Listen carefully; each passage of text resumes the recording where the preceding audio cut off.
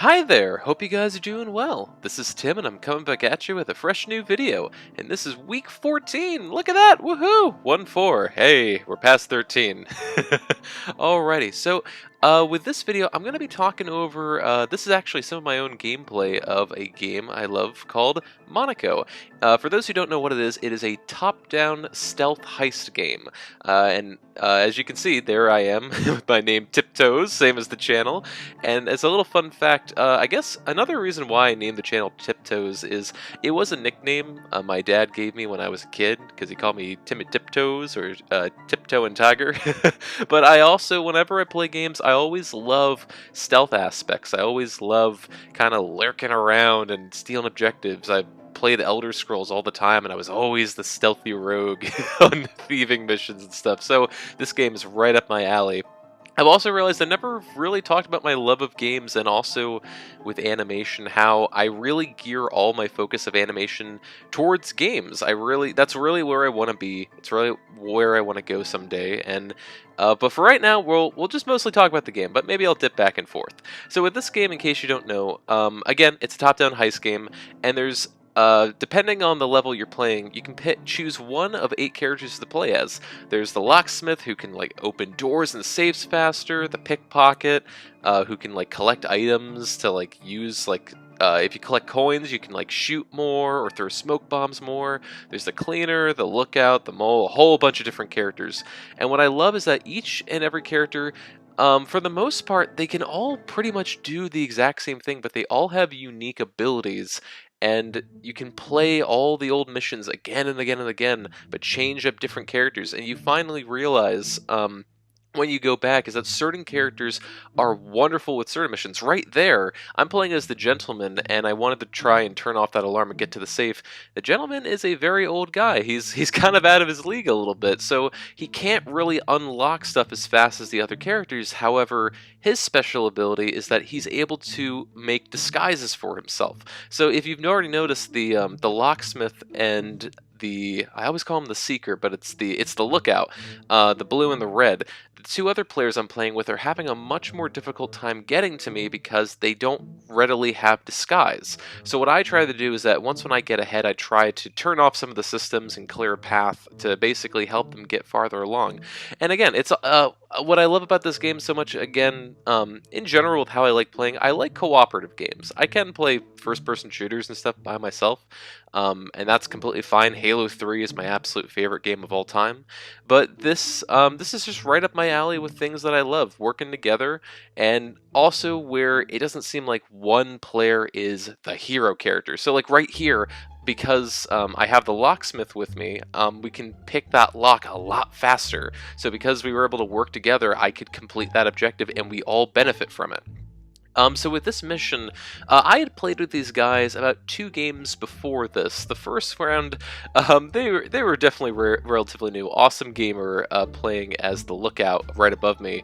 He definitely was struggling for a little bit, which is fine because this game was made free on Steam recently, so I bet there's a lot of new players to it. But he was still kind of figuring stuff around. So the first time we played, it really wasn't as clean.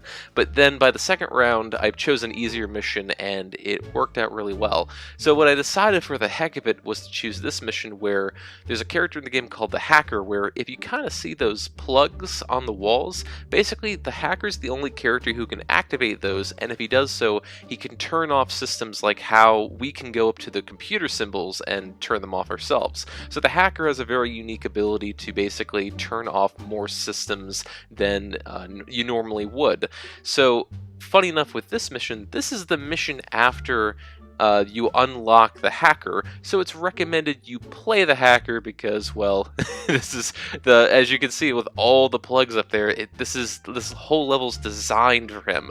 You can already see we're having issues because we can't really shut down the systems, and 2 players have died right in front of the guards and with a sweeping laser. So luckily there is an item in the game, I believe it's called Blackout, where I can activate it as if I had like a gun or a smoke grenade, and I used it up there basically to turn off the systems temporarily. I don't think it really helped much there. And what I'm doing right now is that when a player dies, you can actually go over their body and hover over them for a little bit and basically bring them back to life. Now, I think they were AFK, so they get caught again. I don't fully remember. And I'm trying to be, hey, buddy, get away from me. And I got my disguise, so that's why I'm not getting shot at. But I just decided it would be funny to try and play this mission without the hacker to see how far we could get. So my challenge now is, okay, I have to be disguised and try to revive them, but the system gets worn off, my disguise falls back, and the doors lock outside. So I don't really do well at this point. I get trapped off in a corner, and I'm done so at this point. So, it was worth a try on that. So what I did is I restarted the mission with these guys. These guys were actually really fun to play with, and I decided to play as the hacker. And what you'll notice very quickly, I'll also chop up so we don't have to watch the rest of the mission, but you'll watch very quickly just how fast you can turn things off. Where that goes off, I activate that goes off. And it's just, again, I always like playing supportive roles in games. I can play the lead role, but I really like playing kind of the weird or crazy roles that like affect the map differently, or I can just use special abilities to help the other players out achieve the same objective as I'm trying to achieve. So the characters like the hacker and the gentleman that you've seen me play already, and then also the lookout, where if he's standing still, you basically can reveal the position of every single enemy on the entire map for the whole team. I really like playing those types of characters because everyone benefits from it, and it's these weird, unique powers. And I guess when I play those characters, it's my way of showing off or being weird and different and having some kind of level of identity. And you can already notice just how much easier it was to get to the second floor area up here.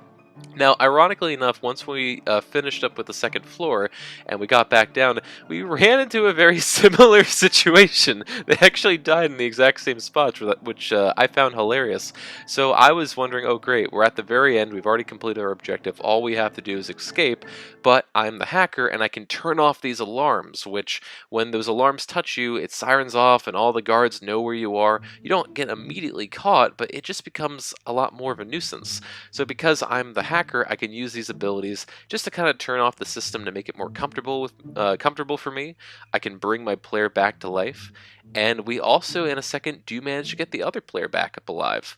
But overall, yeah, this is just me kind of showing my love for games, and also just with all my animations and stuff I do, this is exactly the industry I want to be in. I love just the joy of the stories that games can tell, and just being with friends and having fun banter, or meeting strangers that later could become your friends. That's my favorite thing, and my favorite aspect with games. So, okay, we'll just leave it at that. Thank you guys so much for watching, and with definitely, maybe I'll do more recording of games in the future. I don't know if I'll make it a big thing, but I love games and I would love to do more of this. So we'll just see where this goes, and I'll get better audio equipment so you guys can actually hear the game. And I guess that's the part where in my video where I say we're gonna if anything, demand for better content.